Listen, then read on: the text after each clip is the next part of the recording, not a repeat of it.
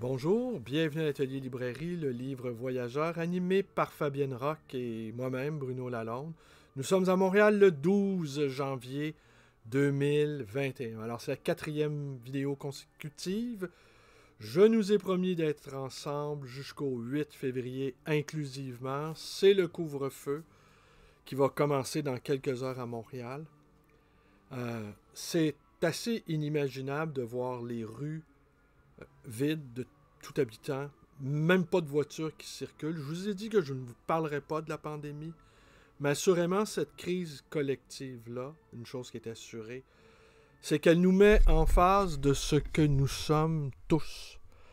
Et c'est une crise grave, c'est une crise intense, et il faut pas laisser passer l'occasion de cette crise pour faire le point, le bilan, l'analyse de sa propre existence.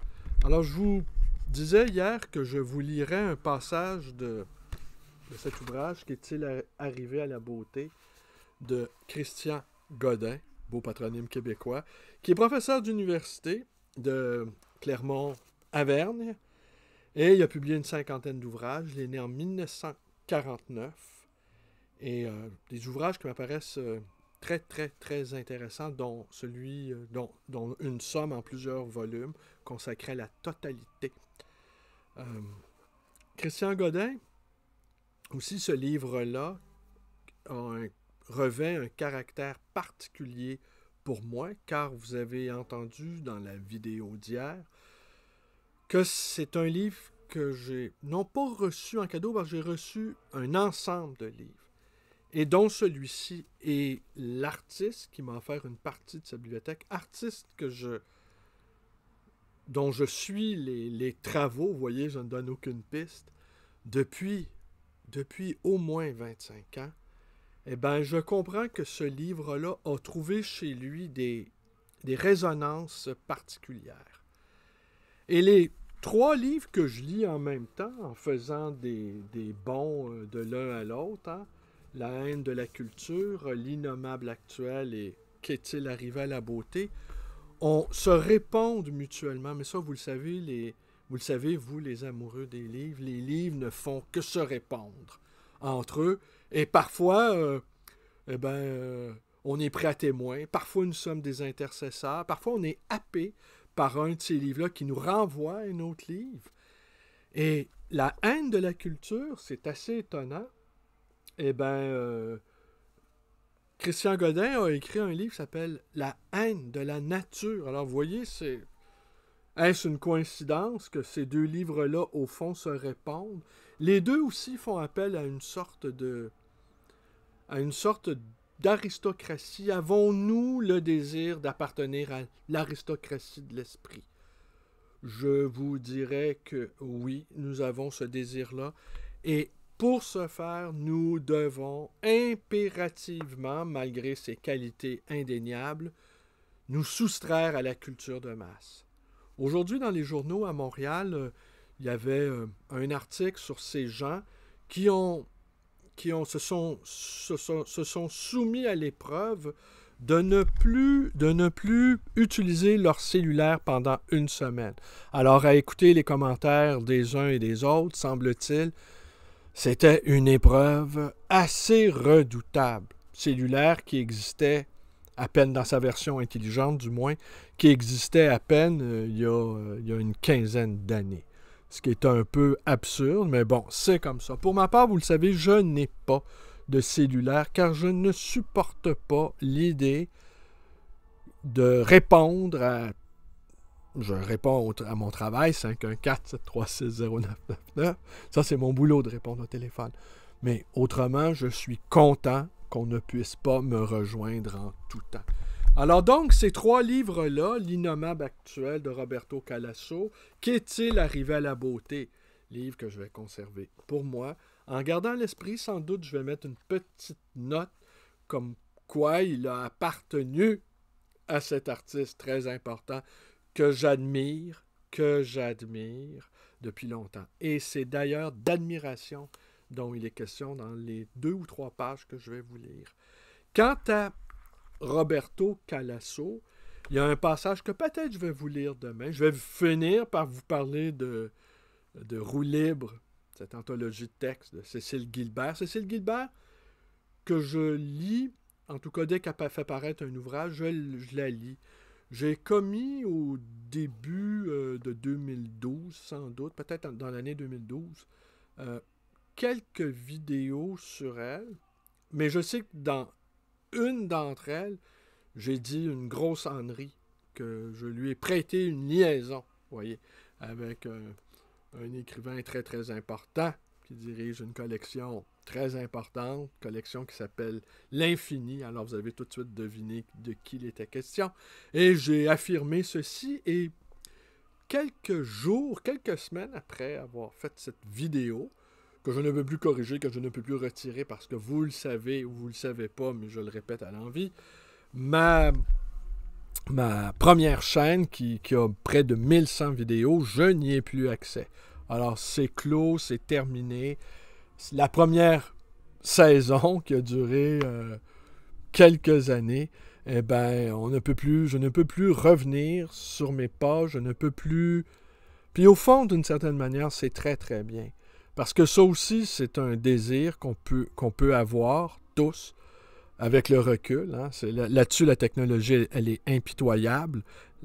Surtout dans mon cas, ayant laissé beaucoup de traces.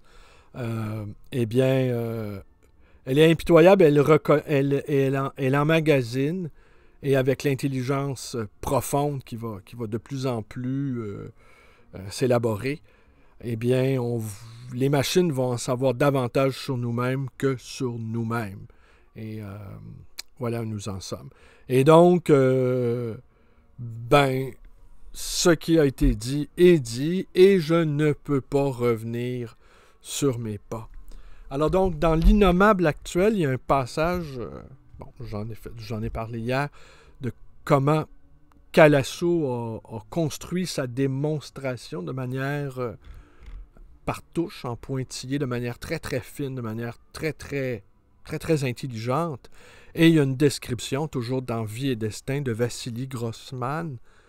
Il décrit des choses, il décrit quelque chose de terrible, une horreur sans nom, et avec une telle poésie, et ça c'est troublant, comment avec finesse, subtilité, intelligence, émotion, on peut rendre l'innommable beau. Et c'est cette espèce de tour de force inimaginable qu'a réussi Vassili Grossman dans son livre Vie et Destin. Avant que je vous lise les 2 ou 3 passages, là, le passage sur l'admiration, eh ben, je tiens à vous remercier de tous les commentaires que vous mettez en bas de ma vidéo. Je vous en remercie, et de cela, c'est à moi encore à vous faire un pouce, à vous lever le pouce.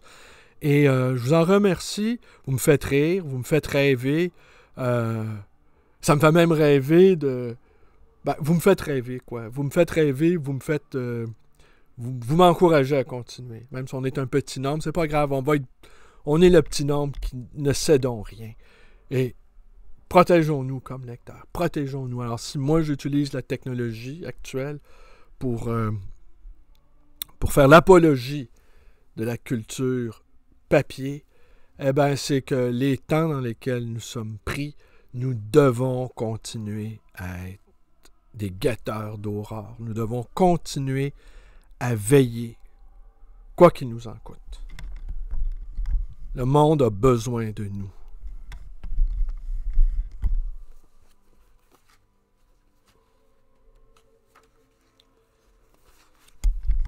Nietzsche a analysé le processus par lequel l'homme du ressentiment, c'est-à-dire l'homme qui ne peut affirmer sa volonté de puissance que sur le mode négatif, dévalorise les valeurs qu'il est impuissant à incarner.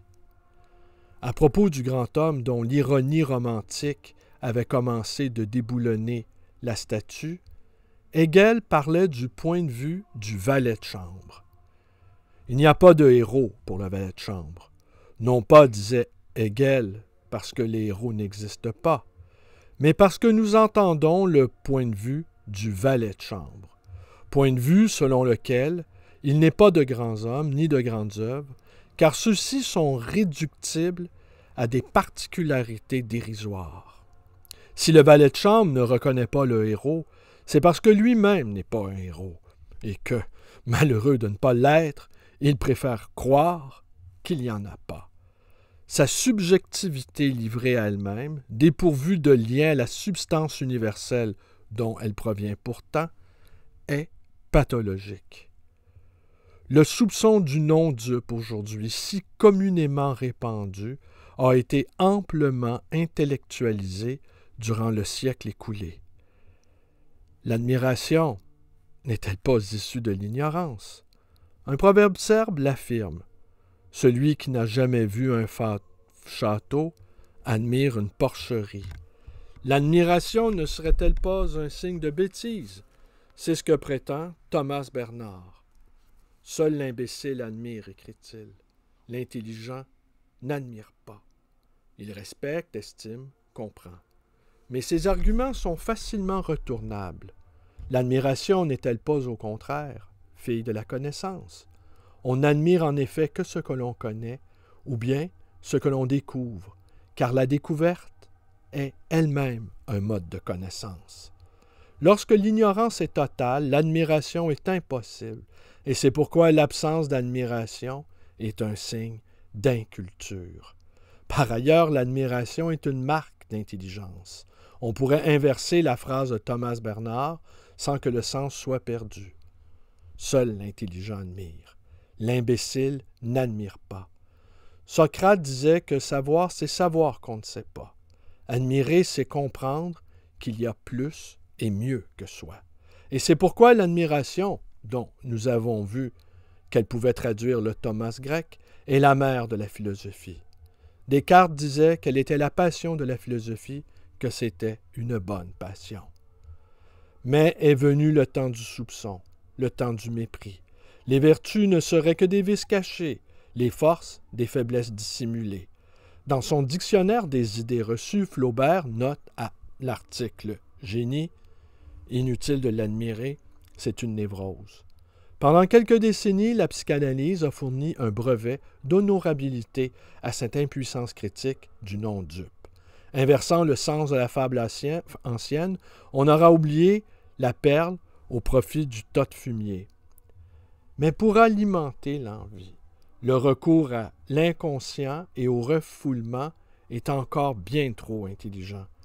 L'envie contemporaine ne s'embarrasse pas d'un tel savoir. Sa tristesse s'exprimera sur deux registres préférentiels, celui de la dérision et celui de la destruction. Nous avons montré comment la gloire avait été déchue en célébrité, puis la célébrité en notoriété. Celle-ci est enviée comme notoriété à laquelle sont associés le luxe et la jouissance sexuelle. Alors que les célébrités étaient valorisées, photographiées et décrites de manière idéalisée, les magazines People ont la joie mauvaise de présenter les notoriétés sous une apparence dégradante. Ainsi, les lecteurs sont-ils placés dans une situation de double lien, qui est celle-là même de l'envie. D'un même mouvement, on tourne en dérision ce que l'on feint de faire aimer. Ainsi, la tristesse se trouve-t-elle partout répandue. Les grands souffrent de ne plus être admirables et les petits de ne plus pouvoir admirer, constate avec raison la sociologue Nathalie Heinich. La dérision est une forme populiste de comique.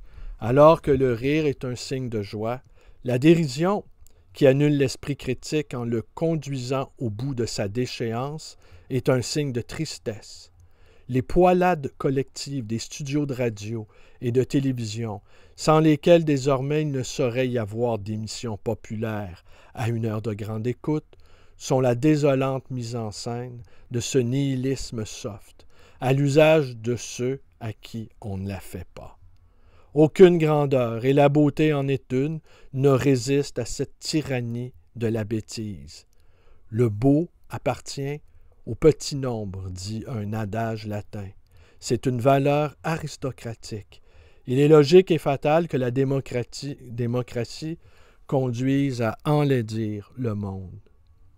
Mais l'envie, comme contraire de l'admiration, ne s'exprime pas seulement par la dérision.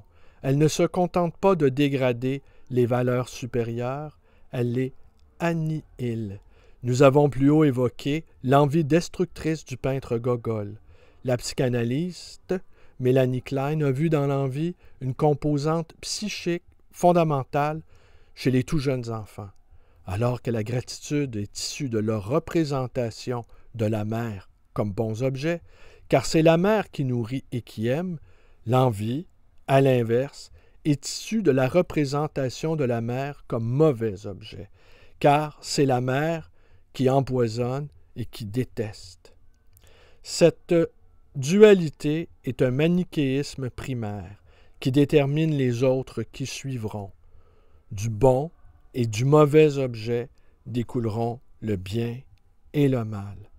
Ici, l'envie récupère l'étymologie latine invidia, dont le sens est le mauvais regard, celui qui doit tuer, celui que les superstitions populaires appellent le mauvais œil. La Genèse raconte qu'après avoir créé l'univers, Yahvé vit que cela était bon. Selon une interprétation intellectualiste de la création de l'homme, celle-ci fut nécessaire, car Dieu avait besoin que l'on admirât son œuvre. Dieu crée des merveilles, mais il faut une créature dotée d'une puissance d'émerveillement pour que la création fût achevée. C'est cette psychologie de l'émerveillement, pour reprendre cette expression de Bachelard, qui aujourd'hui fait défaut, pour les raisons que nous avons dites, un manque dont nous avons peine à mesurer les conséquences. Le monde ne mourra jamais que par manque de merveille, disait Gilbert K. Chesterton, mais par manque d'émerveillement. L'admiration est indispensable car elle est une forme d'amour.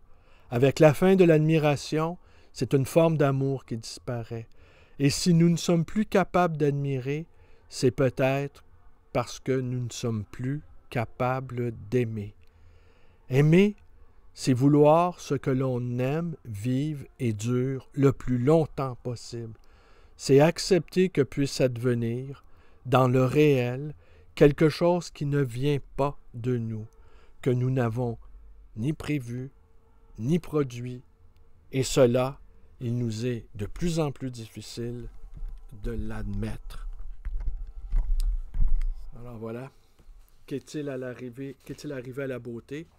La première partie, qui est une partie théorique, une partie dont nous dit l'auteur qu'on peut passer, mais qui est quand même la moitié de l'ouvrage, qu'était-ce que la beauté? Alors, vous voyez, il parle ici au passé. Hein? Qu'était-ce que la beauté? Et la deuxième partie qui s'appelle l'enlaidissement du monde. Et là, tous les urbanicides, les horreurs que l'on crée, n'est-ce pas? Les horreurs architecturales que nous avons créées, qui blessent l'âme, hein? qui blessent l'esprit, et on a rendu ce monde laid. Alors, une fois que le monde est laid, comment rendre beau ce qui est laid? Par peut-être la poésie. Bon, j'ai évoqué en début de vidéo cette incroyable et magnifique description d'un charnier, en quelque sorte, dans le livre de Vassili Grossman, Vie et destin. Et la description, elle est terrible, mais on ressent une sorte de frisson à la fois métaphysique du mal qui a été fait et un frisson également esthétique. Parce que ce mal, il a trouvé le moyen, non pas de le rendre beau, mais de le sublimer. Alors, ce serait là aussi une des incroyables vertus de la littérature, c'est de nous permettre de sortir de soi. Hein?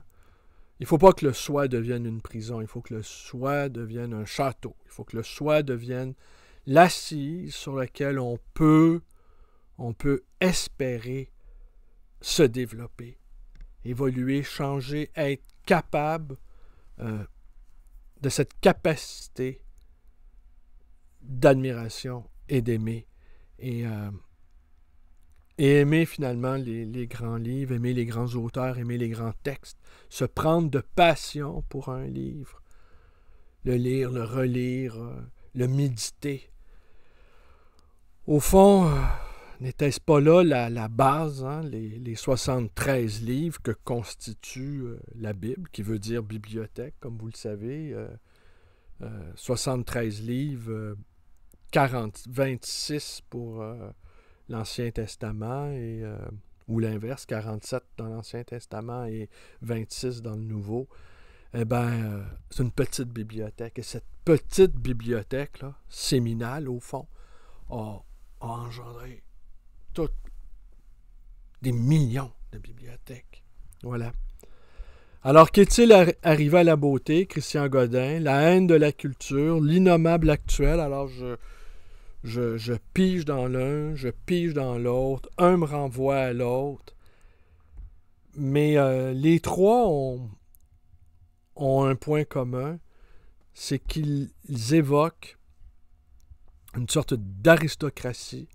Au fond, l'aristocratie des gens qui savent admirer. Alors, ça serait là, voilà, un signe pour reconnaître si on appartient ou pas à cette aristocratie-là de l'esprit dont notre espèce a désespérément besoin. On reconnaîtrait cette aristocratie-là par sa capacité d'admiration.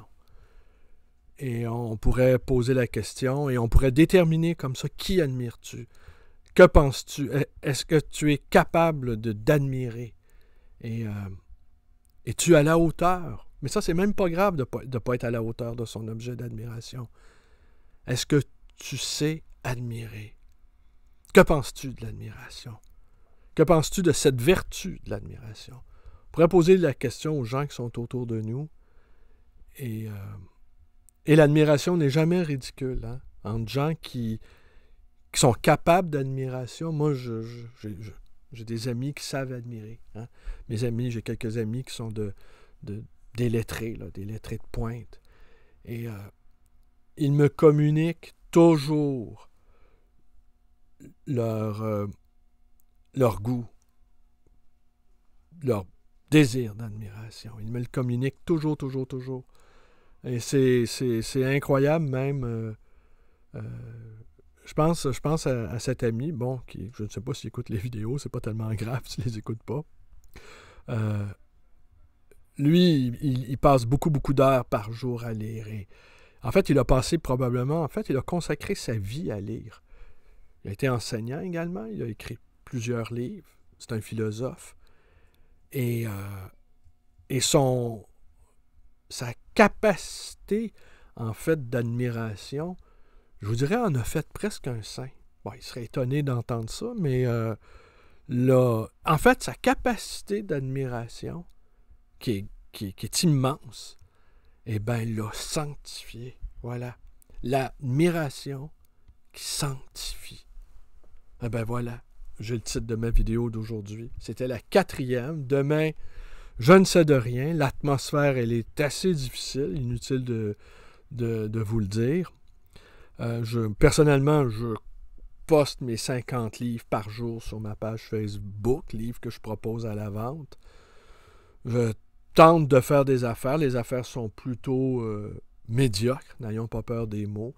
J'essaie j'ai énormément de travail aussi. Vous avez vu la vidéo d'hier, c'est dans le sous-sol, c'est un capharnaüm inimaginable. C'est le fruit aussi d'actes de procrastination répétés. Un jour, je m'en occuperai. Sur certaines boîtes, sur certains cartons, il y a des dates. Et plus j'avance dans la prospection de ce sous-sol, et plus les dates sont éloignées. Ce qui me fait dire qu'il va falloir vraiment que je prenne ça à bras-le-corps et de profiter en quelque sorte de cette période de réclusion forcée pour pour préparer le printemps qui vient, qui va tout de même venir. Alors, je vous remercie d'être avec moi et à demain pour la 5e vidéo consécutive. On ne sait de rien, on ne sait de rien. Merci et c'est à moi encore que j'offre... c'est moi qui fais le pouce bleu, comme on dit. Allez, merci, bonne journée à tous.